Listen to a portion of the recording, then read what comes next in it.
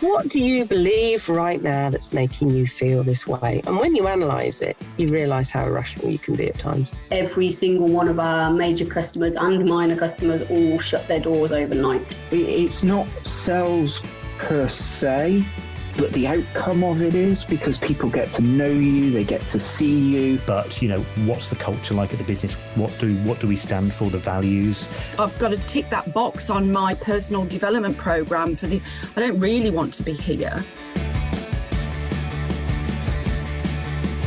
Scaling up a business isn't easy. If it were, we wouldn't have less than 4% of businesses scaling beyond 10 employees or around £1 million turnover level, and less than 1% beyond 50 employees. But the contribution that we make as owner-managers to our economies is immense and should never be underestimated. Yet it can be a tough gig for all of us at times, and only other business owners truly understand the challenges that we face. And through ScaleUp Radio, we aim to help make things a little easier. We interview guests who have been where you are now and may have faced some of the challenges that you are facing. And they offer their thoughts and advice on what has worked for them, as well as what didn't. And we've also combined many of the lessons from these interviews and also through working with hundreds of owner managers over the last 10 years or so into a practical scale-up handbook that we've called the Entrepreneurial Scale-Up System, or ESUS. And it's for owner managers like you and me as we navigate our own scale-up journey. And you can order a copy through your favourite online book retailer or by going to all the W's, esusgroup.co.uk, www.esusgroup.co.uk.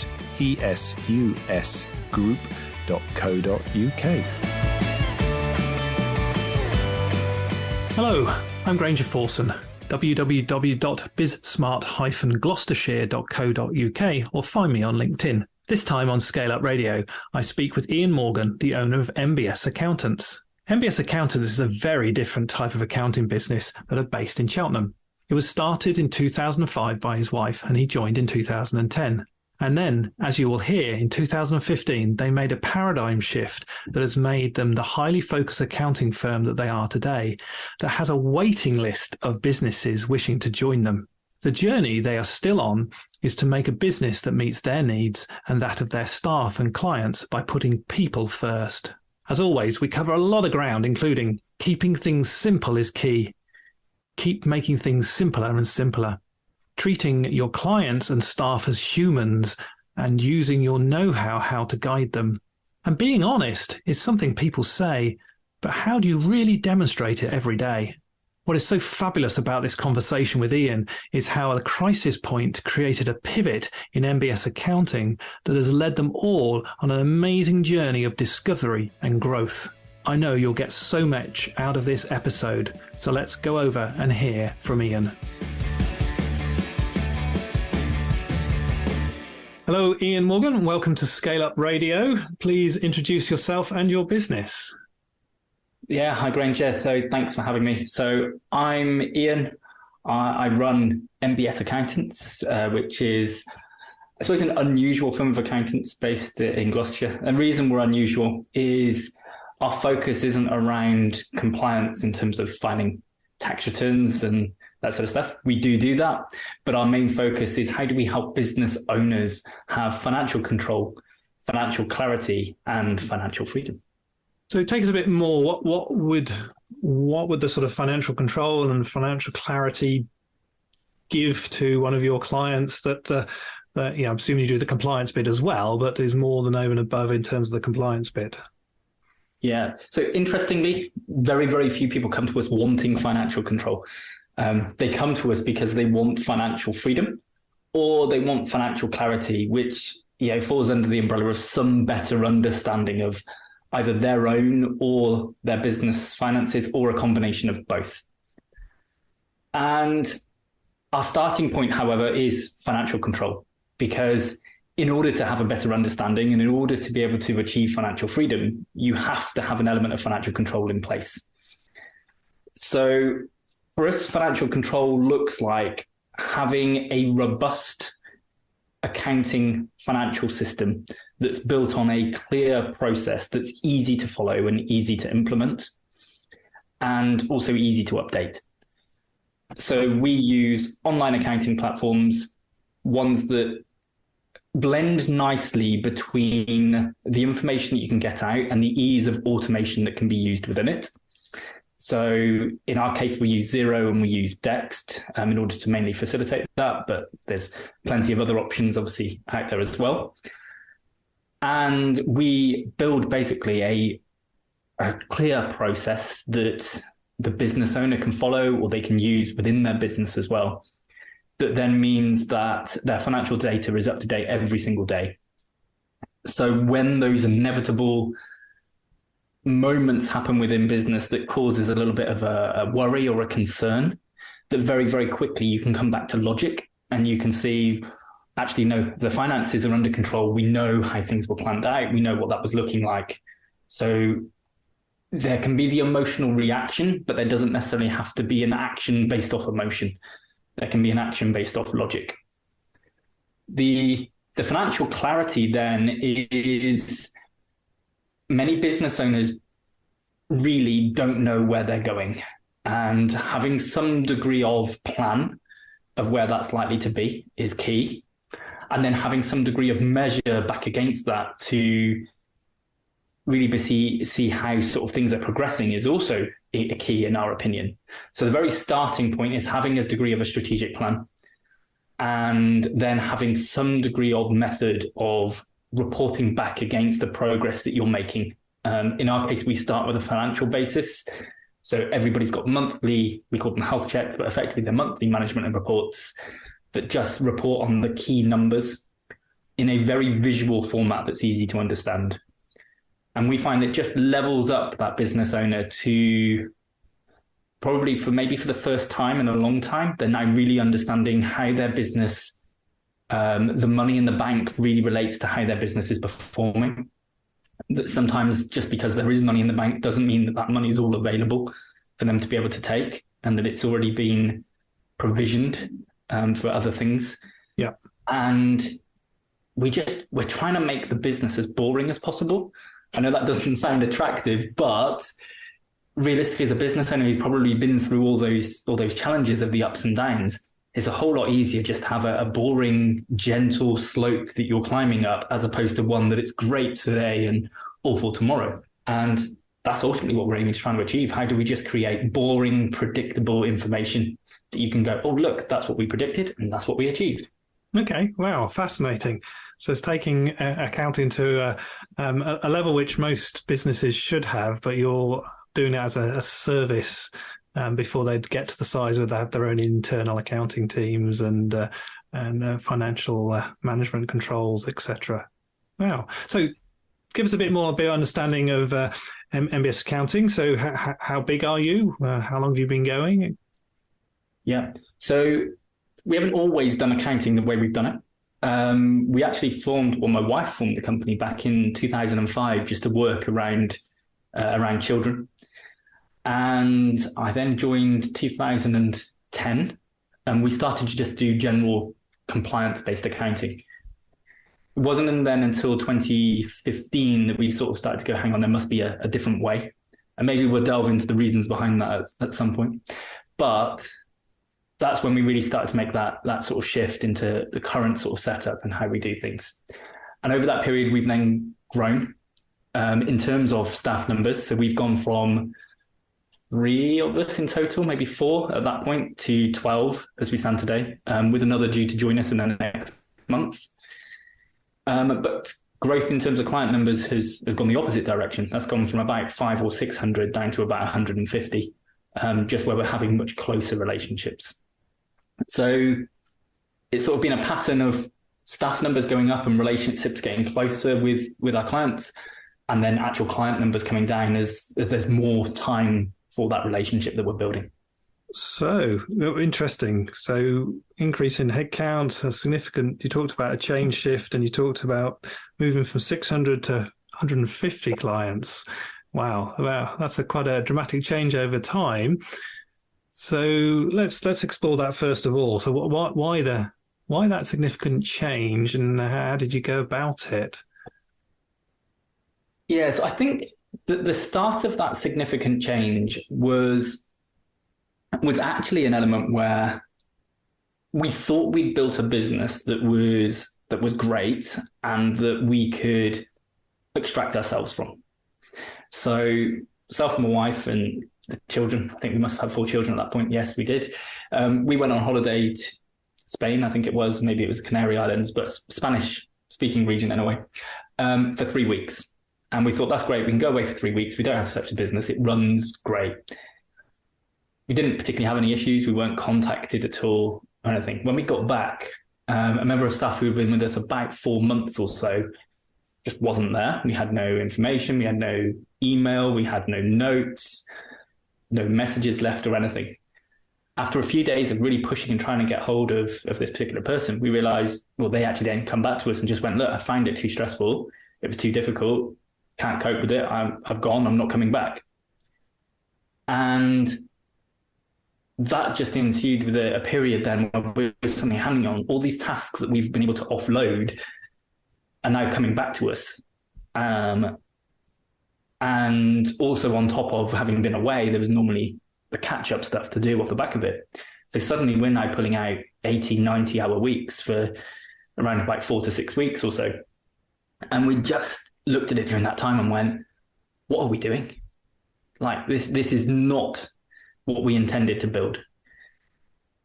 And I think realistically at that point, we sort of told ourselves, look, it's okay to be selfish and to go, what we want to build is a business that works for us. Now, that doesn't mean that it can't work for our customers or our clients, our team, and also the rest of our family. But we have to put ourselves and our family first, because if we can't make it work and we're not happy, the others won't be happy in turn as well, because we will be a reflection of what we're experiencing.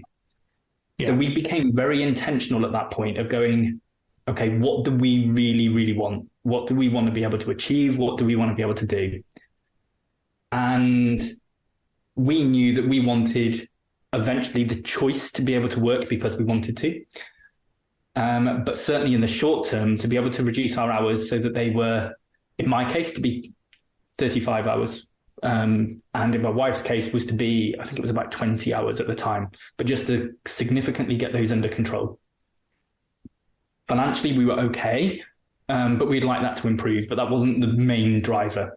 And we certainly recognized and went, we don't think we can improve financial performance of the business and reduce the amount of time that we're spending in the business at the same time. We feel they don't go hand in hand. They're almost the opposites. Yeah. So we became very intentional to go, okay, how do we get time under control? And one of the key things, first of all, that was recognized during that was I need to get out of the way, because my strengths are probably good ideas, understanding the technology, understanding how we can push the boundaries of the industry and the way things are done. My weaknesses are implementation of those ideas and certainly seeing them through. The great advantage, though, however, was that Sam, my wife, is the opposite. She's not necessarily the thinker and the wanting to try new things. But what she is good at is making sure that the great ideas do get implemented and they get seen all the way through to completion. So I think the key thing that probably starts with anything is that actually we'd reached probably the peak of our own ability. And we had to first learn how to be better business owners to be able to run a better business. Okay. So started on a bit of an education, reading lots of books, joining mastermind groups, doing training. And we just separated our roles and just started to go, okay, I'll be the thinker and they're coming up with the ideas. Sam will be the filter that works out what's a good idea and what's not. And then also the day-to-day running and making sure that it's happening and it's working through. That was just that big shift then. And we just started to realize and go, hang on, we've got too many clients who want attention like now all the time because it's very deadline focused. It's very reactionary. And what they want versus what we want to deliver now may not align. And that's okay, right? That doesn't mean they're wrong. It just means they're now wrong for us in the direction that we want to go in. So we were very careful of how we then communicated to some of those clients, just to be, look, this is the direction we're going.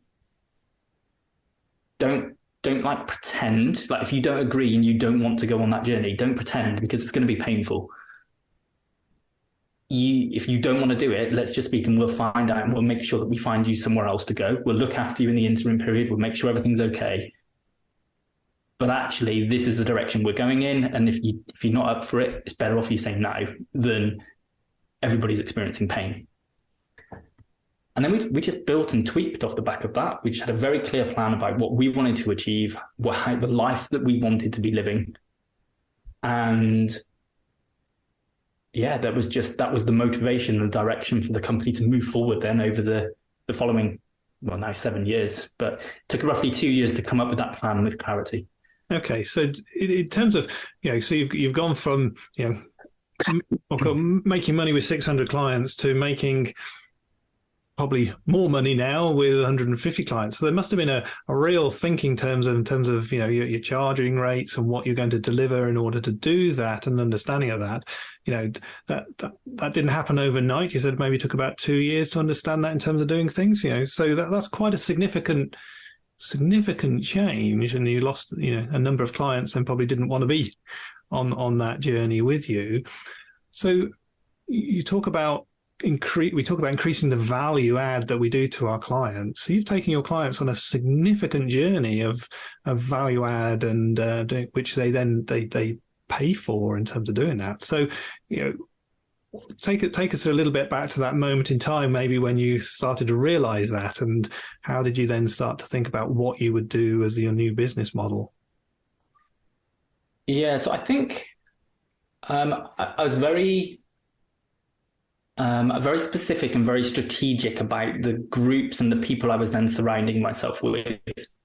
I wanted to make sure I was surrounding myself with people who had been there and done that. They might not necessarily be being successful, but certainly they were learning from the mistakes that they'd then made. So how do I not repeat their mistakes, or at least be aware of them in the decisions that we're making? And there were, that doesn't mean there weren't mistakes. There were lots of mistakes. Just thinking back now, there were lots of things that we tried that didn't work. Yeah. That we were just like, we'll just give it a go. And there was a lot of enthusiasm. And certainly, I think the leadership style that I had to have, I think during that time, was I need to back an idea, even if I probably don't 100% believe that's the way. Because actually, until we go down the route and we test these ideas, we're really not going to know. And we just started to go, how do we use what we know that maybe the average business owner doesn't know?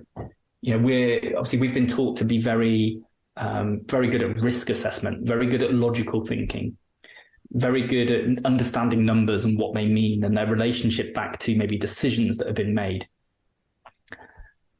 So how do we put ourselves in the shoes of those business owners and understand what's going on for them? And move ourselves from somebody going, this is frustrating because I don't know how to complete a tax return, to, hang on, this is scary. I'm now taking on staff. I've got people who are reliant upon me to pay their mortgage. I don't understand VAT and how that works, and I don't want to end up in a debt situation. Therefore, am I making sure that I'm putting money aside in advance? And they just don't know where to start. And it's a lack of control, and it's a fear that's then kicking in. And we go, okay, how do we move from then this is frustration to fear? And in two very different things. Like the frustration with HMRC felt for clients, I think, was very much, it was distanced and it was very low value. To actually now we're understanding a real pain point of that business owner, and we're helping them move away from that pain, and then also understand, where are they moving to? What are they trying to achieve? What's the pleasures and the successes that they would like around in their life? And we just kept testing and building on it. And it was just, okay, every time we found something, okay, how do we make it simple? It needs to be very easy to understand, even if it's not easy to implement. Now, I think a great example of this is, we all know that having some degree of plan of the direction you're going in makes it a whole lot easier to follow that plan. Yep. However, let's use Pareto principle and just go 80% of business owners probably don't write down that plan. Yep. And therefore, what's the chances of that plan working? 0. So actually, if we can just keep it simple and we can help a business owner write down a plan that's simple and easy to follow because it's all on one page, then there's a whole lot better chance that they're going to lead the life they would like to lead that's in that plan. And I think then the development that's probably happened over a period of time as we've started to see the results that we're getting from everything that we do. We've started to go, okay, what is it that we're doing that's really working? And how do we help and teach people who want to work with that to do what we do? Yes. And the more that people work with us and get closer to us, I think there's a more than element of go, yeah, but we want what you've got. So how do we get that? And then we go, okay, great. We have plans of how you get that and how you would achieve that. So it's been very much, but I think probably the first 3 to 4 years of that was test it. Let's see what's going on. Let's see how that works. And then it was, okay, now we know what works and what doesn't. Nothing new gets tried. Yeah. This is now, we know what our recipe is. Let's follow it. Let's make it work. Let's make it repeat. And then we can teach other people to do what we do. Yeah. Which I think maybe it isn't always the right answer for everybody, because we've got our version of success and how that's worked for us, and we know what can work. And one thing that became very clear through that was selecting the right people that we knew we could add value to.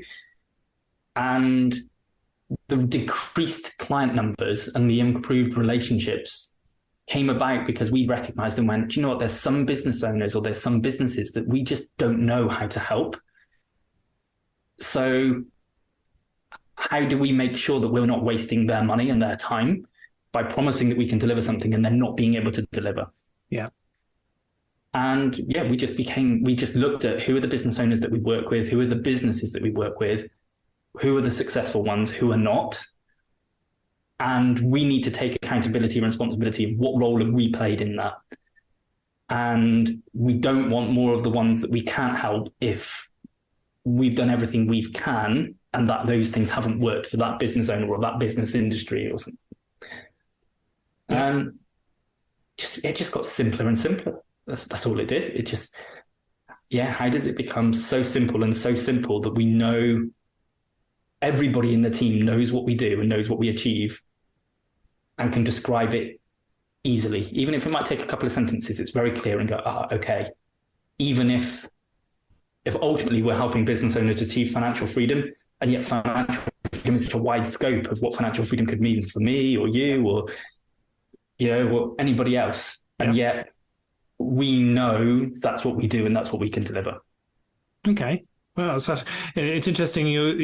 We help businesses in terms of thinking about their strategic, building their plans, but around shaping the construct of the business to deliver.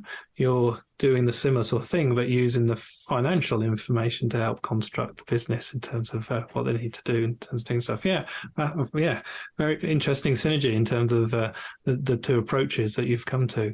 I love the idea of the simplicity, etc., in terms of making it simple and simpler, which is also a very powerful context that I teach through my lean thinking and development, in terms of doing that.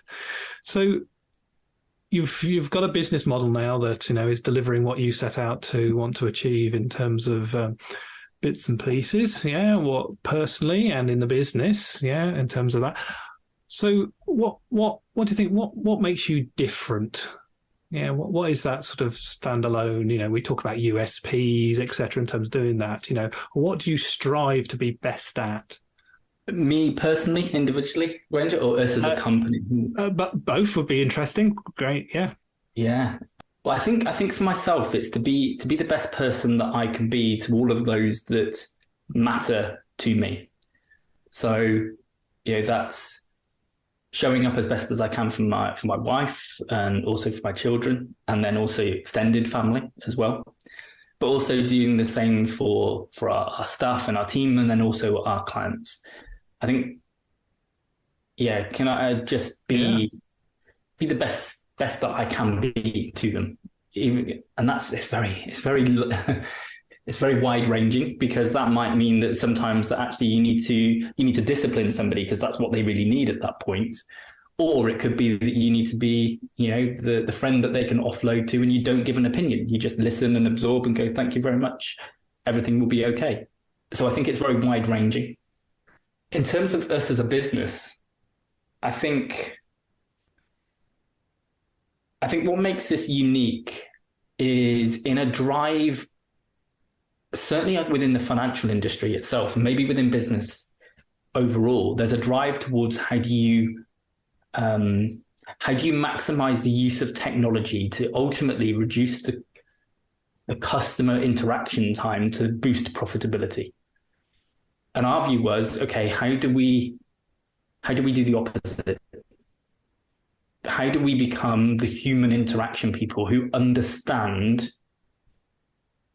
the real pains that business and that business owner are experiencing that a computer or a robot can't understand, and that we can really communicate on their level and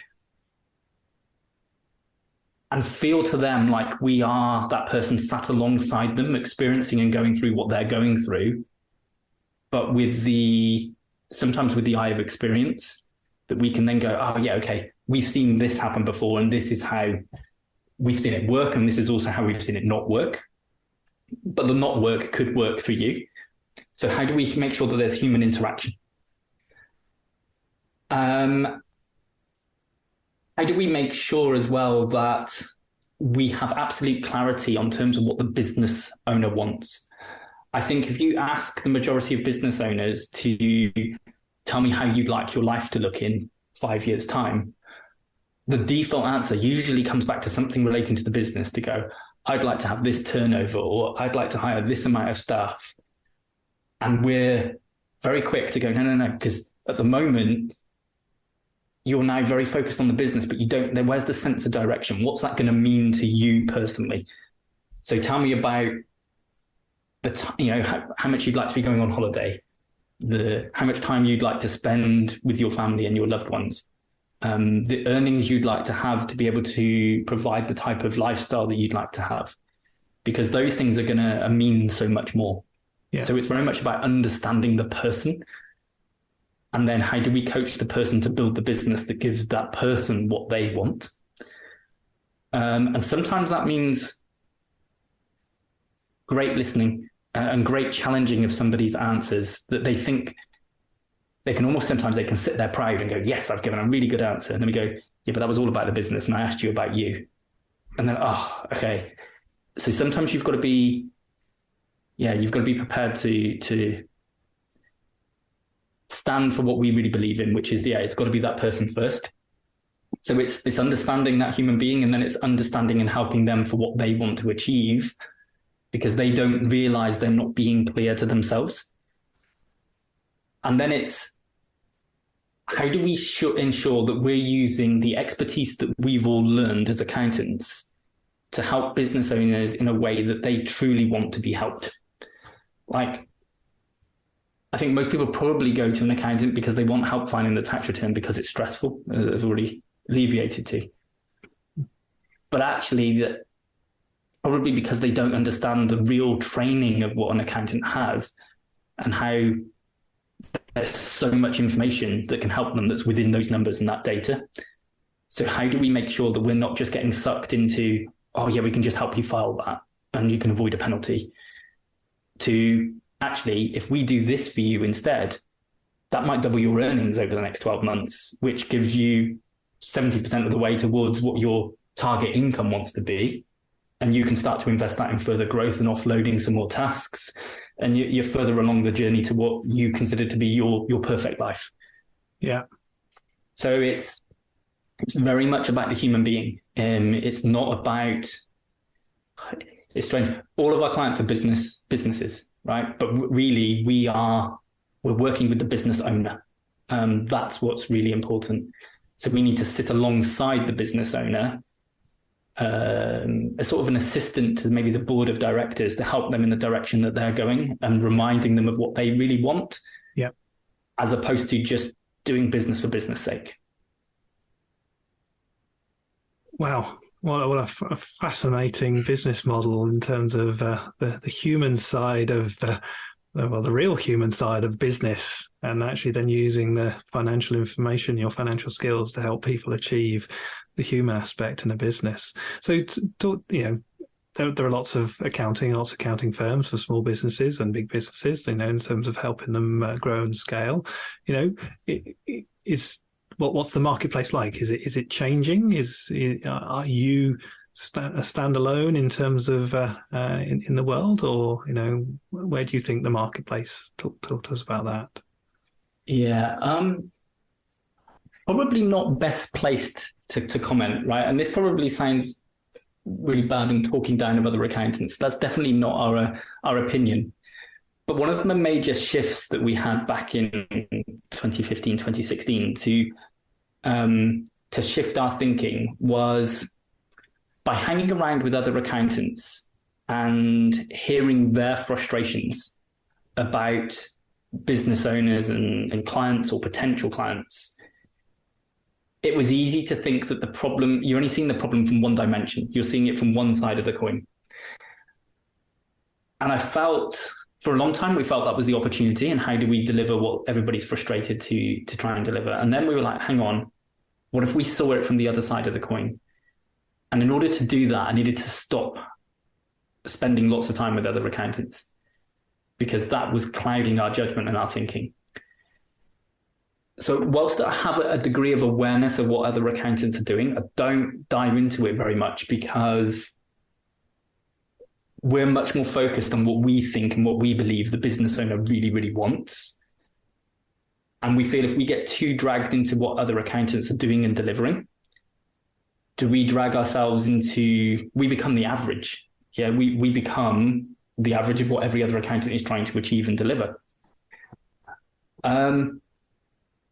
When I do on occasions dive back into accounting groups and things like that, I think my opinions often alienate us, in terms of most people believe that what we do isn't possible. Most accountants believe what we do isn't possible, that clients don't want that level of support and that level of information. So I suppose at the sum of that, from my experience, we probably are in the minority in terms of what we do. Yeah. But then we're in the minority in terms of the market that we would like to work with and the market that we'd like to capture. Not everybody is ready to run a business. It's not to run a business that's giving them the life they want. They're not ready to go through the pains that it takes to go from where they currently are, where they're probably pretending to themselves that life is successful, to go through the pains to get things to get worse before they get better. And that's part of our thing when we're looking for the right business owner, that they've suddenly had this realization moment, a bit like I did, to go, I've hit the peak of my knowledge and my capabilities. I need to get out of my own way, and I need to find an expert to help me. So I think, I think my opinion, based on maybe where other accountants are and how we differ, is very much based on little snippets of when I've dropped back in and then gone, oh, okay. Yeah. They don't like my thoughts and opinions because they're different. But on saying that, I do have a few that I speak to now and again who are doing very similar things to us, but I think the minority. So a few times now you talked about your ideal client, okay, in terms of how you've developed that over time. So, who is your sort of ideal client, and how do you find them then? Because they must be quite niche in their own thinking to be able to take you forwards. And you've talked about, they need to realize that they've got to go through their own pain in order to get to where they need to get to in terms of doing that. So, who are they sort of things, and how do you find them? Yeah, so I think you're alleviated to obviously that character, somebody who recognized, I think, that everything isn't as good as what maybe they've been telling themselves it is. And maybe that's through they've tried to achieve something that they thought they were going to achieve and then didn't. So maybe it was they found a dream home and they've been told that that's it, they can afford that home, it'd be great. And then actually when the finances were fully uncovered and revealed, they were miles off. And then to go, oh, okay, actually, maybe I have been lying to myself. So there's that character element behind it where it's, okay, I need to become a better business owner. The fundamentals then of the businesses where we help the best are businesses that typically are at least 150,000 turnover, probably ideally 250,000 plus, through to about, depends on the business and the industry, but somewhere between 5 and 10 million, where then it starts to shift the other way and it becomes actually this is sensible for them to bring everything in-house now. So we've got a little window that we operate in. The reason it, from my opinion, it needs to be that 150,000 element is that it comes back to that character element. That business owner, yet until they've got to that point and they need to start hiring other people and offloading tasks, they haven't yet realized the errors of their ways, because actually when it's just you can do anything however you like it and you'll remember how to do it and you'll keep doing it that way. Then you bring somebody else in or even multiple people in and you want them to do it your way and you end up highly frustrated to go, they can't do it like me. What I want is a mini me. Yep. And then I think then when the mini me comes along and then you go, God, I can't work with someone like me. That's painful and that's awful. I need the opposite, but I don't know how to find the opposite. Yeah. That's where we have that real power of where we can suddenly help, mainly through our own experiences. I've tried to hire mini me's. Don't like working with them. We bash heads. We've got too many ideas that are similar and progress doesn't get made. Yeah. I talked about the complementary elements that Sam brings. Sam brings the strengths that are my weaknesses. And similarly, I'm bringing strengths that are her weaknesses, and they complement each other so well. And then we've learned just to not meddle in the other bits and just go, okay, well, that's what you're great at. You get on with it. I'll leave you to it. And just overall, just having that clarity of, that everything's not as it should be. That there are those, bits, like I say, so it's 150, 250,000 turnover. It's a service-based business as opposed to a product-based business. Again, comes down to our experience. One of our key elements we do is helping business owners who traditionally maybe have been selling time to stop selling time and sell outcomes. And we just don't have experience in product-based businesses. So there's the odd ones that maybe there's a product, but there's a service that complements that product that goes with it. Yeah. So we have a few maybe SaaS businesses that we help where there's a lot of maybe consulting that goes alongside it. But if it was a pure SaaS product of here you go, sell, that's it, there's no relationship that goes with it, I'm not sure how we can help. Yeah.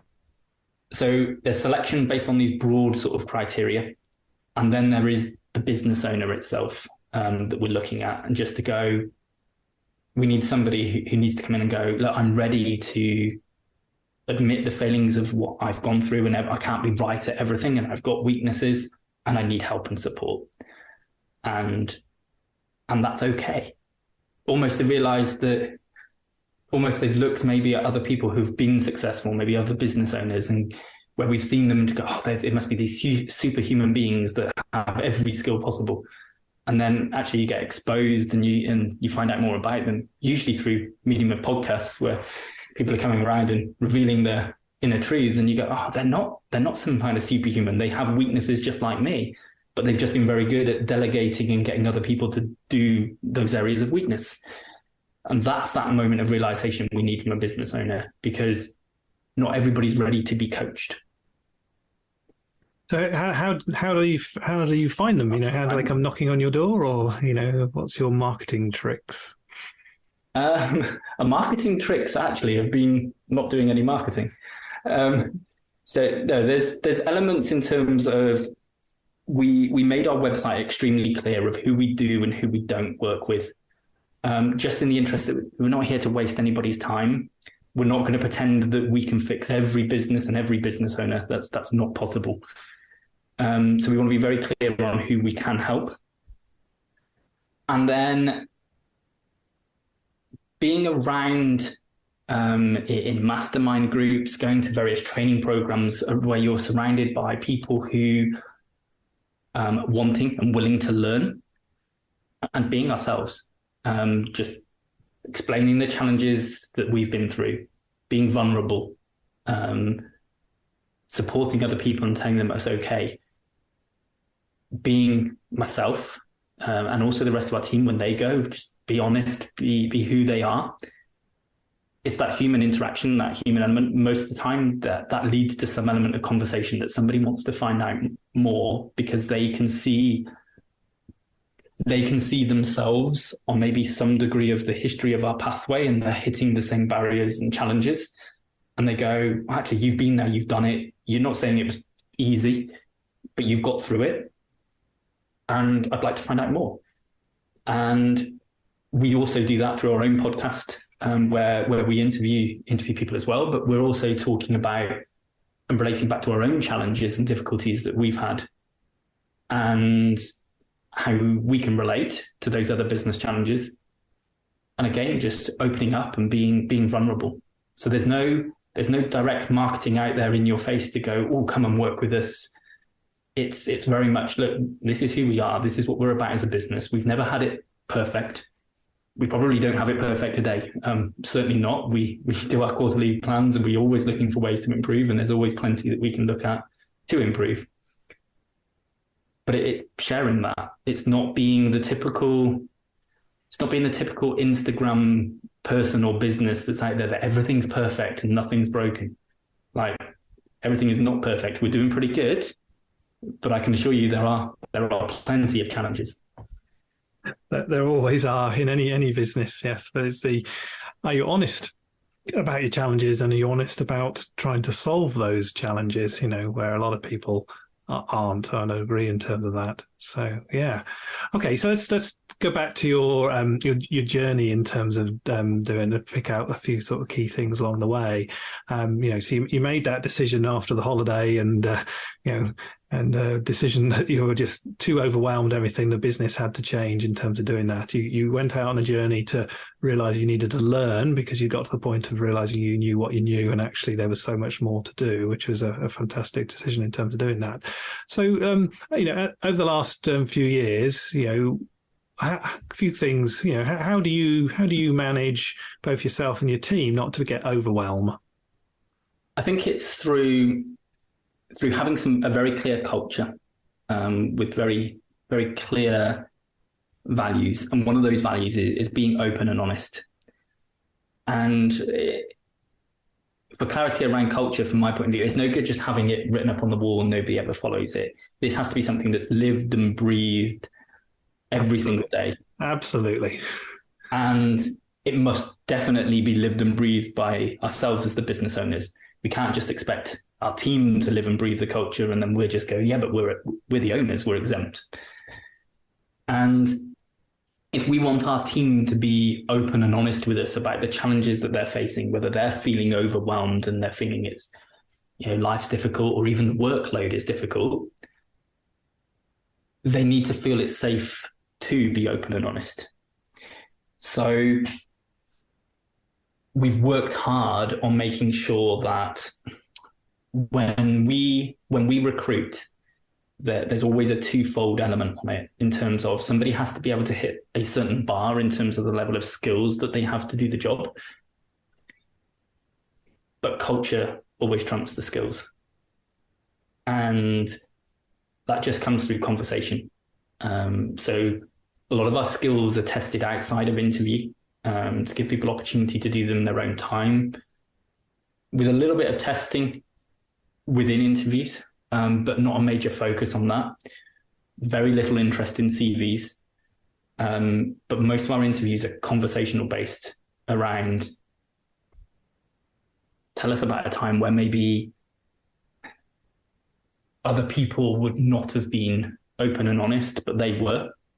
Tell us about times when somebody disrespected them, and yet they're maybe a respectful person. So how did they manage to be respectful even though somebody had disrespected them? And I think as human beings, we create connections through stories. And I think you get a good idea whether somebody's telling a story that's not real or it's been twisted and bent, versus somebody who's telling a real story and they're remembering a moment and go, oh, yeah, I remember when I really showed somebody respect and everything was telling me not to. And having that clear culture and bringing somebody into the team whose culture first, because we can teach the skills. We can't teach somebody to be what we consider to be a nice person. We need to reparent them, and not many people probably want to be reparented. But actually, I suppose let's put a bit of a caveat here. Just because somebody doesn't match our culture and we don't consider them to be a great person in terms of what's going to work for our environment, doesn't mean they can't be a great person generally somewhere else or even in life. It's our view of what we find important. But creating that safe environment where people can be open and honest means that actually when somebody is feeling overwhelmed, they don't have any second thoughts about going and approaching a manager or an owner or a director about how they're feeling and what's going on, because they can have a conversation and we can work towards a solution. And we had this recently within our office. So I'm just questioning whether I make sure I'm not revealing anything that can't be revealed. And it was a typical, there was a certain member of our team who realized they were late for an online meeting. It just hadn't flagged up in their diary, whatever. They were late. And there was somebody relatively new to the team who she sort of, it sort of went, oh, what am I going to do? What am I going to say? We went, well, you can go and do the meeting. You can see they're still online. That's great. You can go and do it. That's fine. She went, oh, yeah, but what am I going to say? And the new person just went, oh, yeah, but you could just say you were overrun in another meeting. And that was, I think that's something that maybe that's accepted. That's a white lie, and that's okay to do that. But actually, it was a great opportunity. I sort of corrected and went, hang on, no, to be honest, explain what happened. And the normal member of staff or the person who'd been with us longer went off and they followed out our culture, and I knew they would. And we just had a quiet conversation with the new person and just went, look, I get where you're coming from, and you're not wrong based on the expectations of society, that it's okay to do that white lie, to go, oh yeah, but my other meeting overrun, I'm so sorry I'm late. However, where does that stop? Because where do you go, well, that's no longer a white lie and that's a real lie. So actually our value is be open and honest and just tell that person and just go, look, I'm really sorry I'm late. It didn't flag up in my diary. I forgot. I'm going to look at ways I can improve that in the future and what's going on. But this is living our culture. And I think it would be so easy not to have had that difficult conversation. But for me, it was important because that's our values and that's our culture. And actually, the new person was thankful because actually she could see how to go, okay, I see where what I said is fine in terms of society and what's expected, but it's not fine in terms of the culture that we expect, because we do expect you to live being open and honest. And that's what we expect. And then we knew full well at that point when she's prepared to listen and go, okay, yes, I'll concentrate on that. I can't promise I'm going to get it right because I'm used to living my life in this element where you go, well, you're just tweaking the truth a little bit, aren't you? Yeah. And they're played down and we go, okay, that's fine. We're aware of it and she understands the importance of it and we're going to work with that going forward. And that is the importance, I think, of avoiding any overwhelm. Having a great culture, having great people is, we can come back to those values all the time and they're lived and they're breathed. And that wasn't, nobody made an effort. It was just purely, oh, hang on, that's not how we operate. But somebody new might not understand that. Yeah. Because that's accepted normally. Yeah. Wow, that's a brilliant answer and fantastic insight into your culture and what you've created from just a comment of how do we stop being overwhelmed. So I'm also interested through the journey, were there any key hires or any people that, you decided to take on or actually turned into real successes for you in terms of doing things to help you grow? So it's not just you and your wife. Yeah, there's some successes and there's certainly some failures maybe on our part, and that's another thing. We always take responsibility, right? So the failures are never the failure of the person we hired; they're the failure of us in terms of maybe not recognizing if there was a culture fit or not onboarding them correctly. A better recruitment process, whatever it may be. Two particular key hires stand out first of all, and those two are actually the two we recruited off the back of the person who left when we'd come back off holiday. We'd had somebody else probably a year before that who'd worked with us for a period of time and then moved on, and their reasons they gave for leaving made us question ourselves, because they felt it was a stressful environment as well, and we were just like, we don't feel this, but maybe we have created it. So again, trying to take responsibility. But actually what we did was we decided to recruit 2 apprentices, trainees off the back of that. And the reason for 2 was we felt at this point maybe only one will make it, which is probably not the best recruitment policy and probably not one I'd recommend going forward. Just take 2 and one won't get there. But it was the first time that actually by recruiting 2 apprentices that were effectively coming straight out of school, we couldn't recruit on skill. And so this is the first time that we really started to consider, how do you find a good apprentice then? Because they have no experience within our industry. How do we know that they will be good at doing the job? And that's where we went back to. So at that point, we were parents, and we've been parents for a number of years. So our default was we went back to, okay, well, what are we trying to bring our children up to be?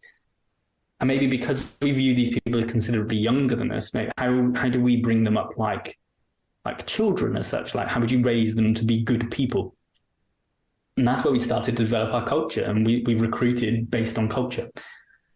And they went through some massive challenging times. Obviously, we made a lot of changes over the time that they joined us, because they joined us straight into a period where we realized it wasn't working.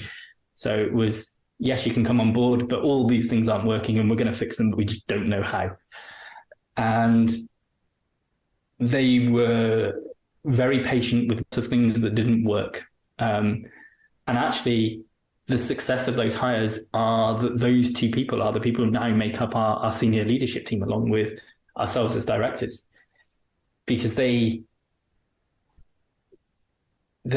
had to find barriers. Like, we wanted them to have a voice and tell us what wasn't working, but we had to find the boundaries of, but how do you tell somebody it's not working without disrespecting the stuff that they've worked on to try and make it work?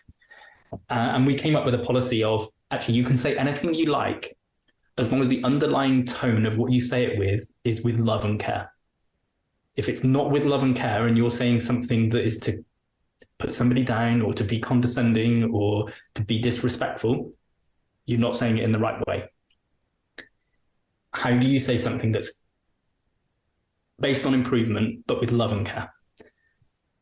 And that's through getting it wrong and having disagreements and having arguments and go, oh, that was rude. And then you go, okay, why do we find it rude? Because I don't think they intentionally said it to be rude. They said it because they wanted the reaction to spark to get us into doing something. So, okay, what do we expect the tone to be? We later learned about that. Actually, I think it's 74% of 74% of what you say is in how you say it, not the words that you use. And that became very clear and part of our. It's not necessarily part of our defined culture, but it's part of our underlying core beliefs. That, just you can say anything you want, that's fine, as long as you do it with love and care. And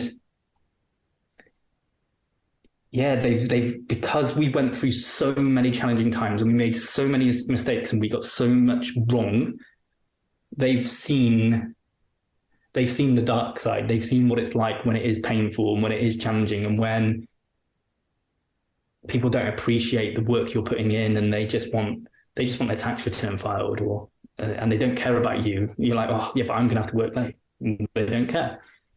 And that's not the relationship we now have with clients. And I think then off the back of that, I think then it probably comes down to then completely the rest of our team. The rest of our team are then first and foremost all hired off culture. And they're all people that actually, if you probably looked at their CV amongst the other CVs, probably wouldn't have got a chance. two of our roles actually were hired for qualified accountants, and the people who were doing that role, the people we recruited, are not qualified. But we saw scope within their skills that they could do the fundamentals of the job and we could teach the rest. But the culture alignment was bang on. And yeah, we now, it just makes conversations easy. When we meet up as a team, it's easy. When we have a lot of remote workers. And actually, for clarity, right, the average number of applicants for a role of ours is around about 900. Right. So in terms of trying to look at a CV and see if somebody stands out, that's really, really hard, particularly as a CV is your best polished version of yourself. So to be able to get through by a basic skills test and then get to interview somebody because of who they are. I think our latest advert, I think it was 550 applicants. I think by the time, I think only half did the skills test. About 70% were ruled out because they didn't hit our standards. We then had basic audio information where they'd answered some questions and we got to understand some people. We did 20 culture-based interviews, and now we're through to, I think, 4 or 5. I think maybe we're going to go on to a deeper interview about their experience and more about culture. For somebody, therefore, to get through to working for us is hard. And actually, what they're also up against, right, is if somebody doesn't meet our standards and our requirements, we don't hire. Yeah. So it's not, we will get to the end and go, oh, okay, we'll put up with them. We'll go, no, if it didn't work, how do we learn? We'll go again. Yes. And we've done that. It's a hell yes or a no. Yeah. And yeah, so I think it's a long way of saying, but it's fundamentally, it's culture. Yeah. It has to be lived and breathed. Everybody knows it. Everybody feels it. So therefore, when somebody inevitably makes a mistake, because they will, because we're human beings, we know we're a human organization and that they can come and they can hold their hands up and they go, I've messed up. This is what happened. This is what I think I'm going to do to fix it. Or I don't know what to do to fix it. Can you help? Yeah. And it would be, okay, we fix it and we help, but also, okay, how do we prevent this happening again? Brilliant. Wow. Yeah, that's really, really fascinating. One last question before we go to our sort of our quick fire round to finish off, because we could be talking about this all day. I passionately believe in people as well, and I think that people are the key to any business in terms of doing that, and how you treat them, how you build the culture is absolutely key in terms of doing that. But just let's get back to, you joined the business 2010, I believe you said. Okay, knowing what you know now, what few things, just maybe a handful maximum, would you put in place then that you now know where you are with in terms of doing that? What are the key things that you would do? Number one is I would view my wife and my business as positivity rather than negativity. And that's because it's not because of her as a person, it's because of the characteristics and the skills that she brings. At that time, it was frustration that she couldn't see things how I see them. Like, I just wanted another new idea. How do we stay ahead of the curve? What do we keep doing? Her elements were, you've got too many ideas, let's implement the ones we've already decided to do. I find it frustrating. I'm sure she equally found it frustrating. And I think there was probably, I can't speak for her, but certainly from my point of view, there was probably a bit of an ego trip at that point. I wanted to prove my way was the right way. I think consequently, as I've taken a step back and Sam runs the company day to day, and she very much is the person behind culture, and she's very much the person behind organization and process and systems. She's very much proving that her way's right and my way's wrong. So I think learning to see somebody else's skills in the light of what they are skills, they are strengths. And just because they're different to your skills and strengths doesn't mean they're not skills and strengths. And if anything, you need to appreciate them because you can't do them. Or if you do, it takes a considerable amount of effort. Yeah. And in which case you're not going to be achieving the things you're naturally good at as well. Brilliant. Fantastic. Number two, I think dare to be bold and brave and different. Like, realistically, if we go back to that 2010, we were the average, and we got average results because we were just, there was no particular reason why anybody would necessarily choose to work with us than somebody else, apart from we probably invested in Google ads and we were number one result. So therefore that's the easy one. We'll pick them. And we displayed prices, so there wasn't any barriers to somebody signing up. Now we dare to be different. And there'll probably be plenty of people who listen to this who go, Ian's talking absolute rubbish. I don't want anything to do with that. I don't want to be doing that. It doesn't work. I've tried it. I've been there. I've done that. And that is absolutely fine, and respect the opinion. But in our experience, it does work. Yes. And I'm sure there's people then who are listening and go, I've tried that, but maybe I didn't just quite get it right. And maybe I do need some more guidance and some more help or some more learning that I need to do. Or maybe I need to get out of the way more and let somebody else who knows what they're doing do it. And I just need to follow the instructions they give me. But yeah, so dare to be different and bold. And realize that off the back of that, people will tell you that they don't like what you do, probably more so than the people who like what you do. But you've got to be robust and be prepared to remove such people. Done it plenty of times through social media where I've in those early days probably just put up and then maybe tried to correct people or tried to change their point of view. Now I just go, actually, that's not somebody who's constructive to my life and the way I'm moving forward. So delete and move on. But a counter argument to that of something is then don't assume that what you believe to be true is actually true. Because if all we do is just have one direction that we believe to be true, and that's the only direction we're going in, how are you growing and learning and being different? You almost want to find out the most educated person you can who has the opposing view, who's willing to discuss, because that's where progress is going to be made. That's where I'm really testing my own skills and knowledge and ability.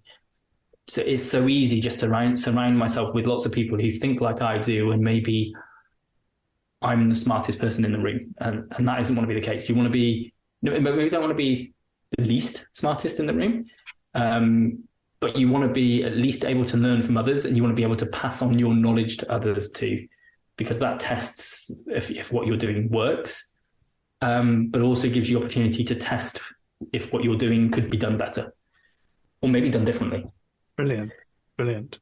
It's interesting you talk about being bold and brave. One of the things I teach in my lean world is every morning we 3S. So my business partner and I, we spend 15 minutes every morning 3Sing our house. It's also where we work. And people go, why'd you do that? That's a waste of time.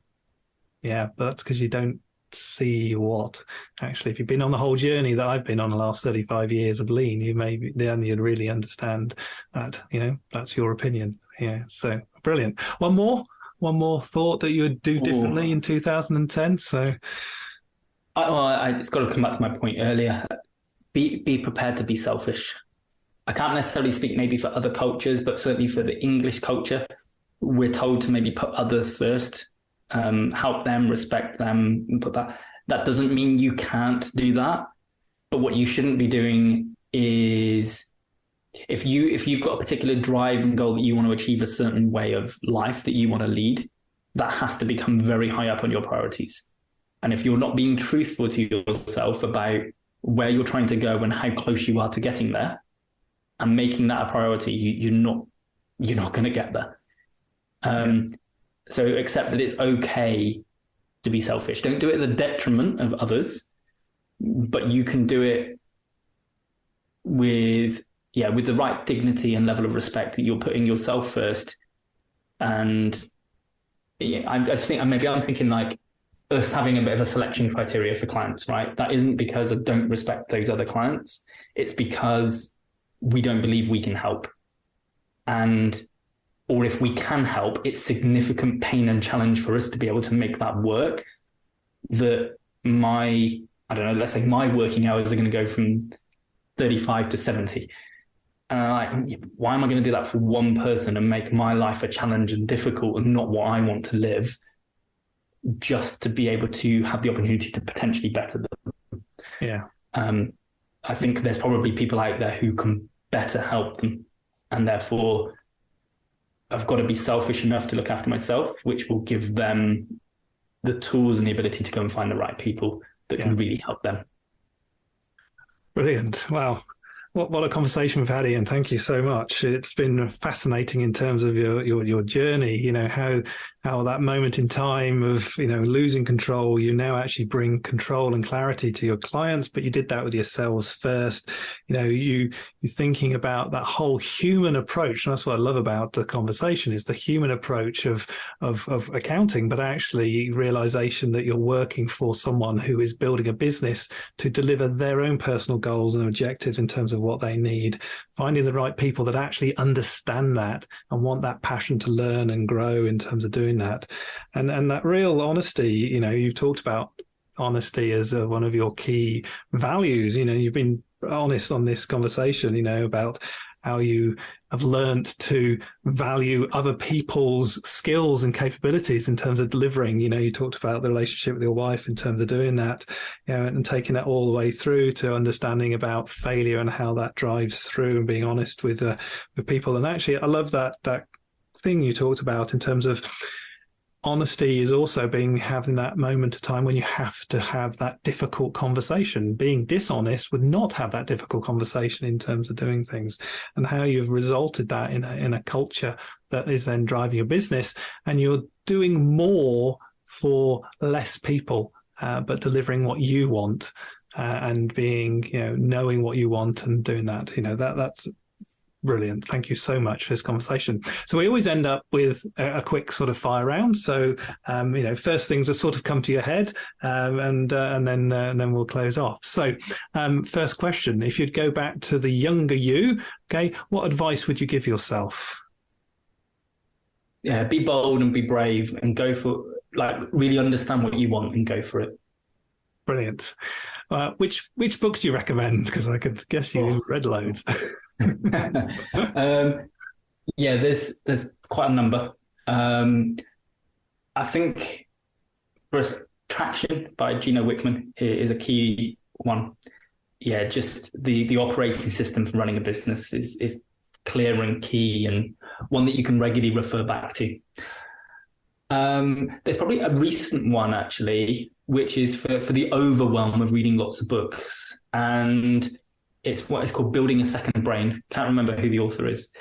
But it just helps you in terms of how you're going to store information, store it based on the use that it's going to have, not where it came from. And it will be a whole lot easier to access and use. Okay, brilliant. Which podcast do you recommend you listen to? I'm long form interview podcast, so I tend to like the High Performance podcast and the Diary of a CEO.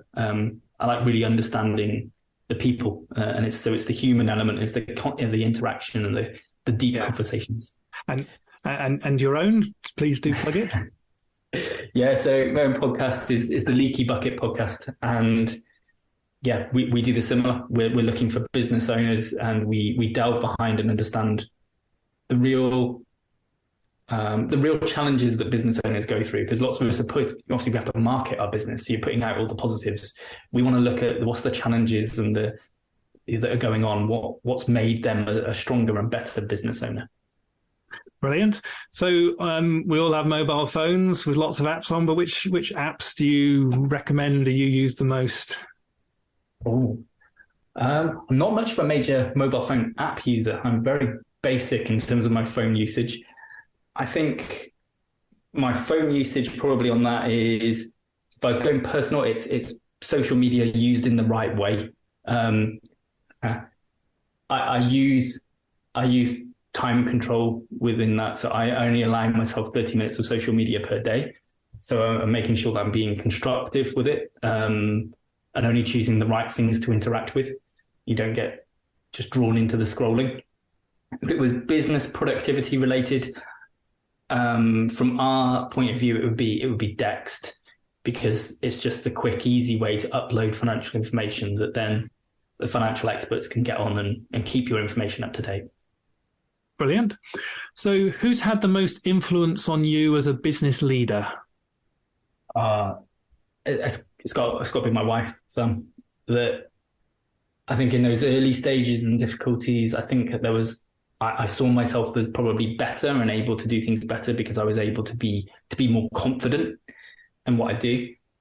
A major skill that Sam has is all this human interaction, the people, understanding the culture. Amazing at having difficult conversations. I'm terrible. I hate them and I try and avoid them. But that's where all that's where you get the real human interaction, is in those difficult conversations. And if you're the person who's prepared to talk about the elephant in the room and do it with love and care, then it goes a massive long way. So yeah, Sam's my biggest influence in terms of then how I completely flipped my thinking of the way I thought business should be done. Brilliant. Well, how can people get hold of you? Yeah, simplest way, I'm pretty active on LinkedIn. So yeah, you can search me up on LinkedIn.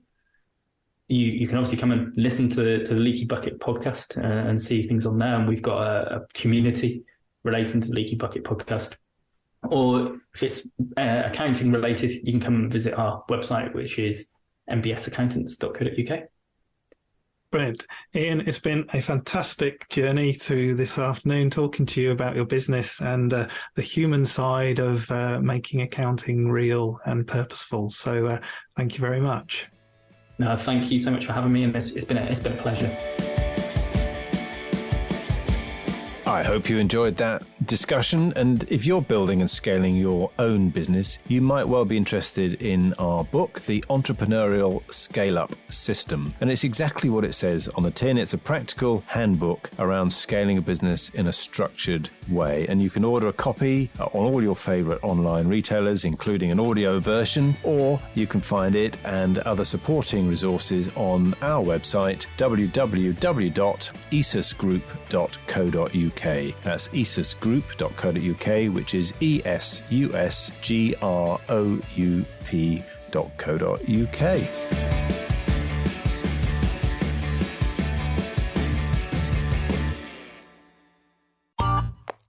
This has been a Monkey Pants Productions podcast.